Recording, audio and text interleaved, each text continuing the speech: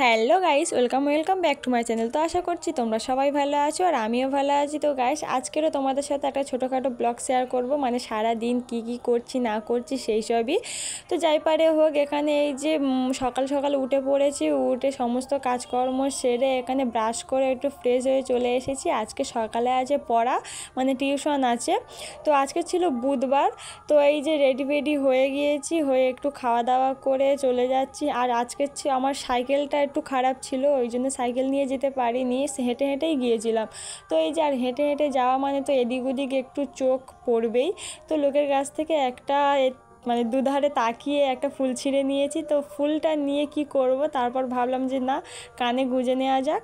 তো এখানে এই যে হাঁটতে আমি চলে গিয়েছি। তারপর পড়া টড়া সেরে এসে এখানে করেছিলাম রান্না। আর আজকে কিন্তু খুব সিম্পল রান্না হয়েছিল। শাশুড়ি মা আগের দিন ডাল ভিজিয়ে দিয়েছিল, ডাল বেটে বড়া করে এখানে চিংড়ি মাছ, আলু আর চিচিঙ্গা দিয়ে তরকারি হয়েছিল, সিম্পল একটা তরকারি। আর এখানে কিন্তু হচ্ছে কি যে খড়ের ছাতা, যেটাকে আমরা বলি কোড়ো।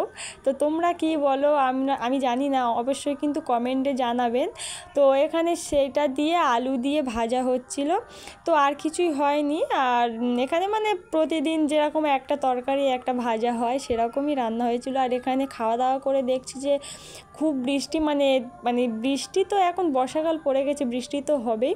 তো এখানে বৃষ্টি এসে গেছিলো। আর এই যে একটা টানা ঘুম মেরে এবার উঠে পড়েই তো আমার কাজ এরকম একটা টিক নিয়ে বড়ো মতো খোপা করে বাড়ির সমস্ত কাজ করা, মানে বিকেলবেলা যে টুকিটাকি কাজ থাকে আর কি, জল আনা, ঝাড় দেয়া, জামা কাপড় গুছোনো। তো যাই পারে হোক, এখানে এই যে কাজকর্ম সেরে মুখ হাত পা একটু ধুয়ে চলে এসেছি। এবার যাব একটু বাইরের দিকে, মানে সারাদিন ঘরের ভিতর ঢুকে থাকি, একটু বাইরের দিকে রাস্তার দিকে যাব, ওই জন্যে একটু ফ্রেশ হয়ে নিচ্ছি।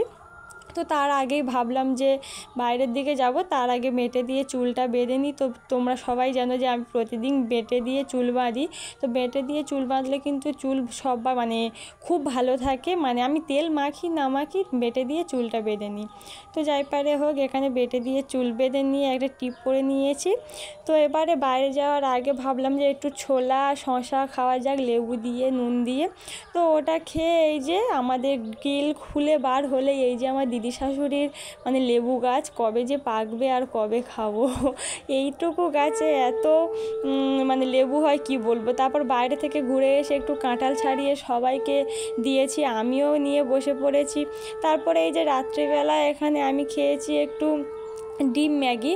তো রাতে হয়েছিল রুটি তরকারি, আমি রুটি তরকারি আর খাইনি, খেতে ভালো লাগছিল না, ওই জন্য আমি একটু ডিম ম্যাগি করে নিয়েছি, এটাই খেয়ে নিয়েছি।